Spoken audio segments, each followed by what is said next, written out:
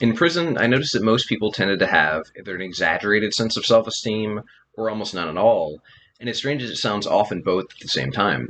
So there's a line that says, I'm an insecure egomaniac, which essentially means that I think I'm the center of the world and also that the world is a giant steaming pile of crap.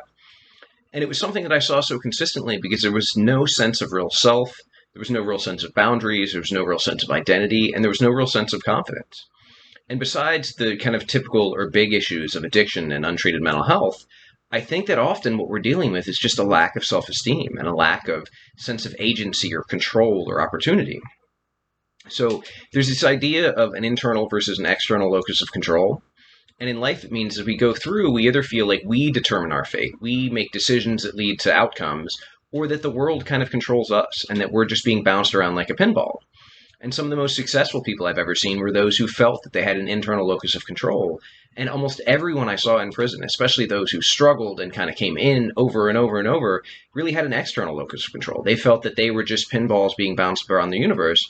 And so they never felt that they had any sense of agency or that they had any sense of control. When I look at what it was that changed my experience, because I was an insecure kid. Like, I wanted to be the center of attention, but I also couldn't stand it because I felt like you would find out what a piece of crap I was. I had no idea how to exist and be confident and be comfortable. But what it was these small changes, right? Because for me, it had started off as insecure and not knowing, but hoping someone would validate it. And then little things would happen. I would say something wrong, and then I felt like that would be further proof that no, I'm not good enough, or I'm not smart enough, or I'm not the right person. And then I would kind of continually fall down because I felt this sense of shame for things that I had done, or things that I hadn't done, or things that I wasn't good enough at. And it was this gradual decline until I had dug myself a hole deeper and deeper and deeper. So the first thing that I had to do was to stop digging, right? You know, one of the lines I really love is that our bottom is as low as we want it to be. All we have to do is stop digging. And it was really simple, but it wasn't easy, if that makes any sense. So when I stopped digging, when I stopped trying to, find this validation from other people, when I stopped trying to do something exceptional for praise, when I stopped trying to do all these things that led me on this peak and then this horrible valley of depression and drug use and just giving up, I found that I could just do little things every day. And so I had to start small. So for me, self-esteem started at doing little things.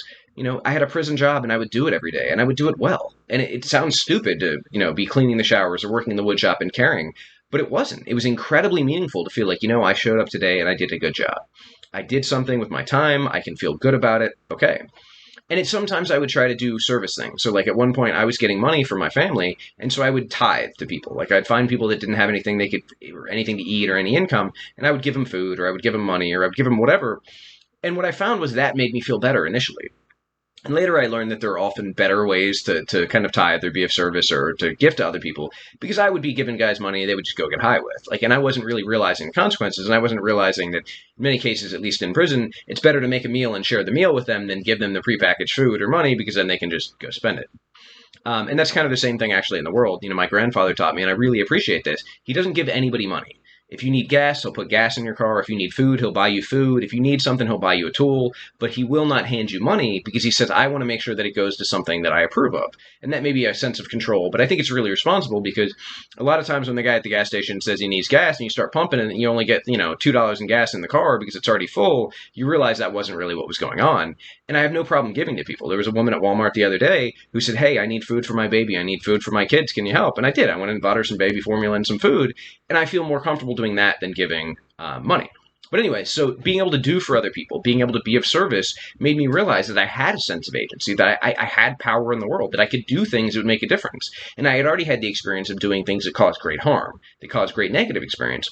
Being able to realize that I could do things that caused, good, that caused people to smile, to be happy, to be grateful, made me realize, okay, I do have a choice. I do have this capacity. I just have to focus on it. I have to cut out the things that are causing me to continue to do these harmful things or destructive things.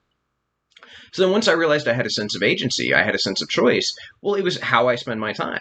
Well, I decided I didn't want to be around people who drug me down, who made me feel worse, who felt like I was somehow getting less out of an experience. So I did. I stopped hanging out with people that just wanted to get high. I stopped hanging out with people that just wanted to get in trouble. I stopped hanging out with people who were negative and who just bitched all the time.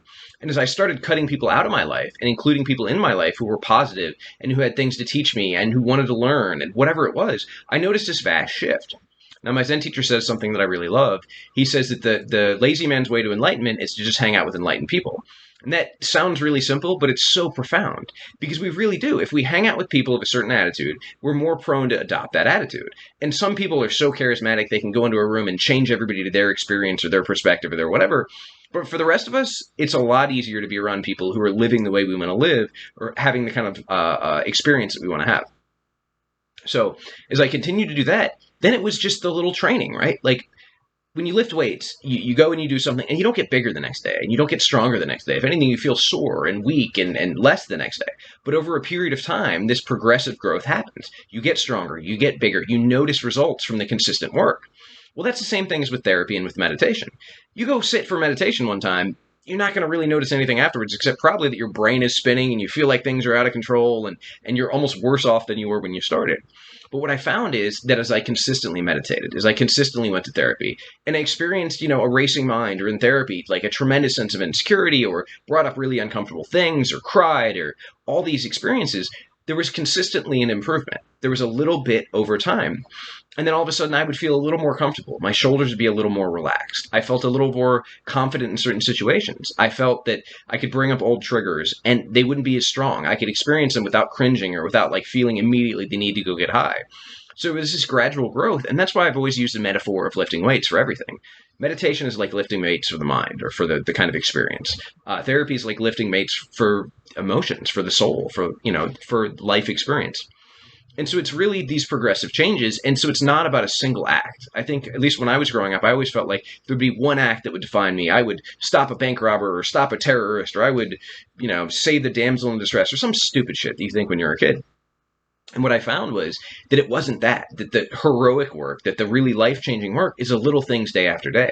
So I did a video on TikTok where I talked about, the people who show up every day for their kids, who go to a job that they don't necessarily want to be at, who work hard, who push through difficulty, who show up every year, who do stuff. That is heroic. That is what's amazing. And I think that our culture fails to reflect that. They fail to appreciate the people who just do the little things day after day.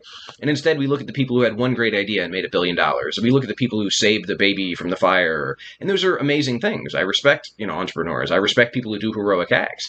But it's about consistency. And it really took me a long time to realize that. And the consistency allowed me to develop a sense of kind of identity. I think it was Aristotle said that excellence is not a quality, it's a habit. And that's so true. Once I realized that if I could just consistently show up in the same way, if I could consistently show up just a little bit, there's a book called Atomic Habits that's great. And it basically says that incremental changes for the positive will lead to exponential results. And it is. Let's just start small. Let's do a little bit better today. Let's just do a little bit of good. And the more that we do, the more we see results. So that is my random Tuesday morning diatribe on self-esteem.